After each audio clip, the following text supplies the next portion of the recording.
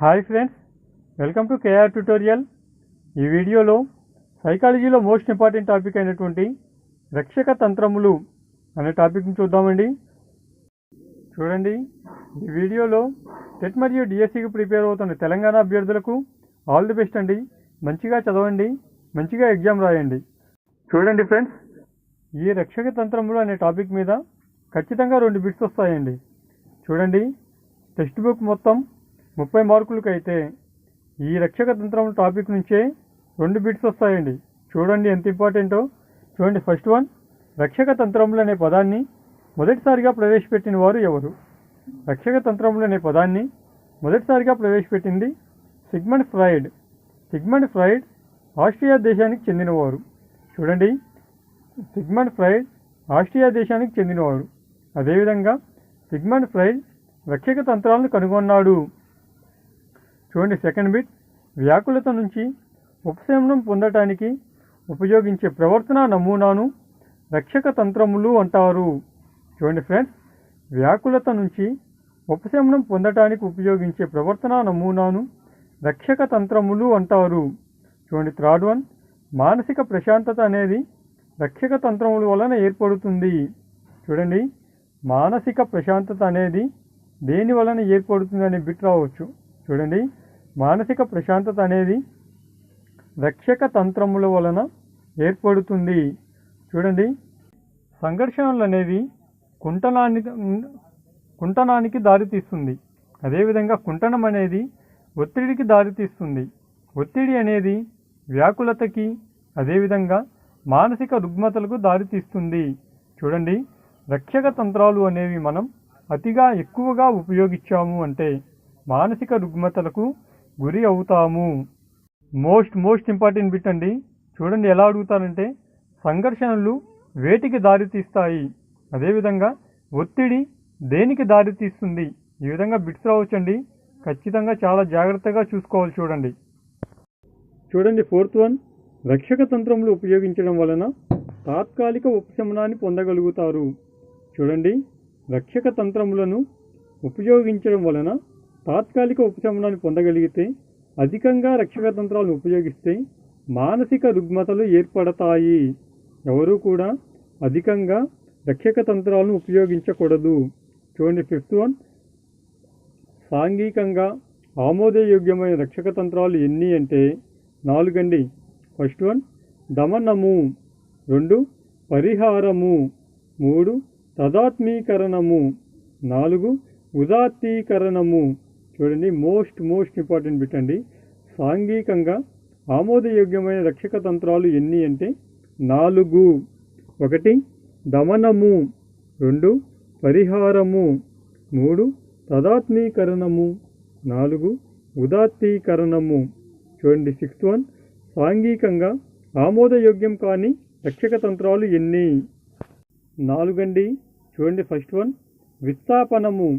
2, ప్రక్షేపణము. 3, హేతుకీకరణము. 4, ప్రతిగమనము. ఖచ్చితంగా టెట్లో అడుగుతుంటారండి.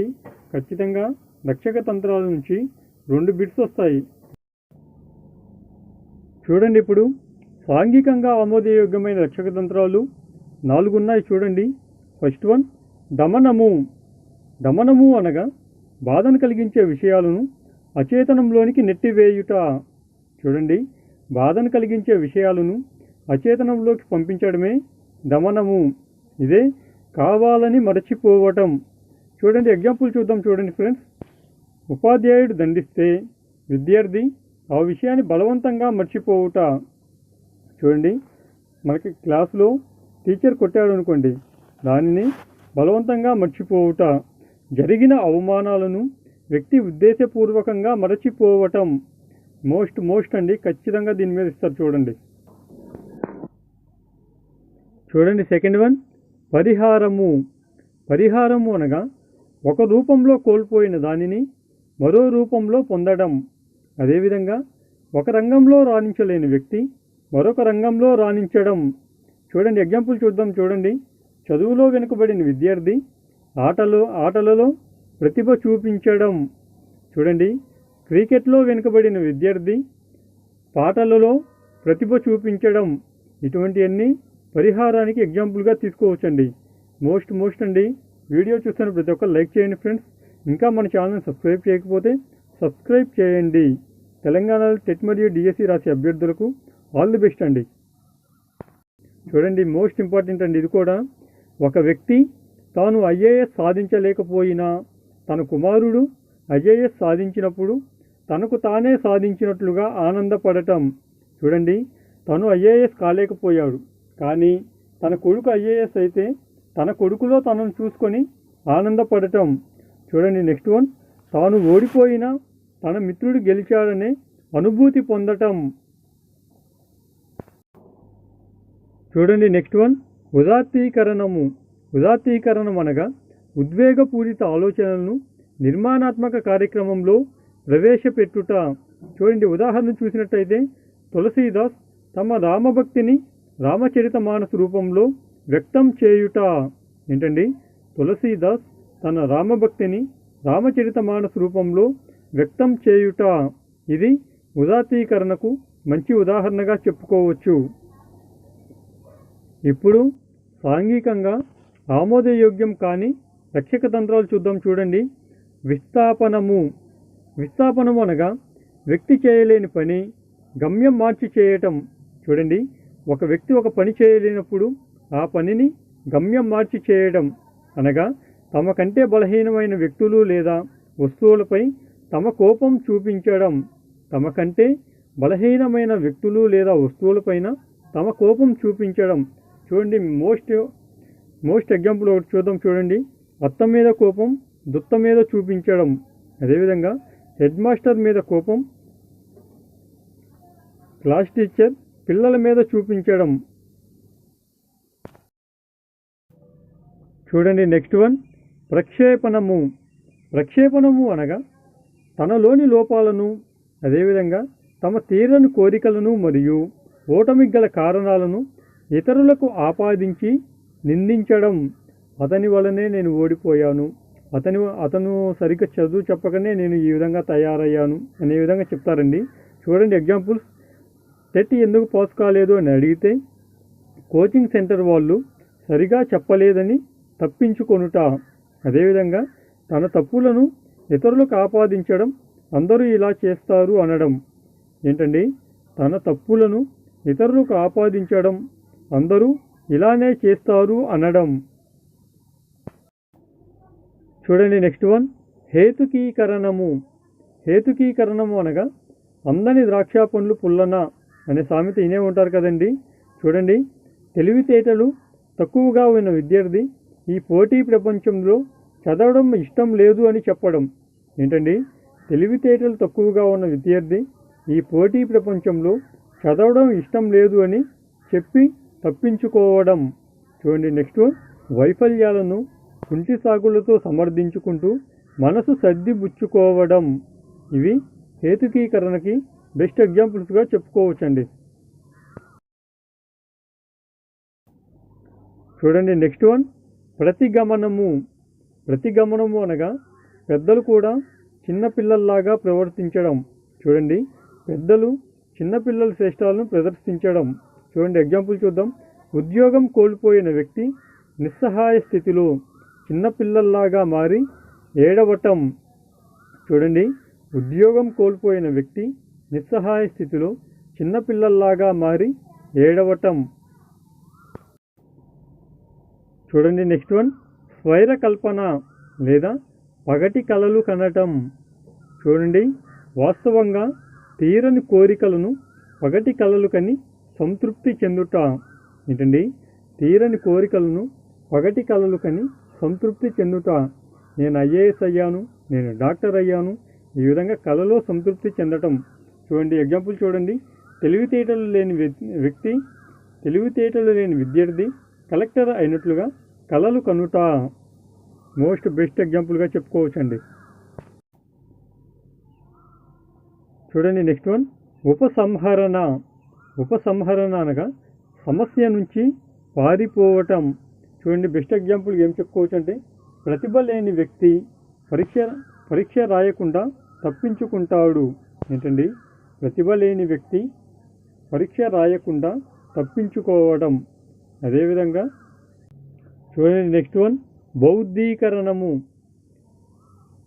బౌద్ధీకరణం అనగా బాధాకరమైన పరిస్థితులు ఏర్పడినప్పుడు కొన్ని బౌద్ధిక నిర్వచనాలతో వాటికి దూరంగా ఉండటం. చూడండి, బాధాకరమైన పరిస్థితులు ఎదురైనప్పుడు కొన్ని బౌద్ధిక నిర్వచనాలతో వాటికి దూరం కావటం.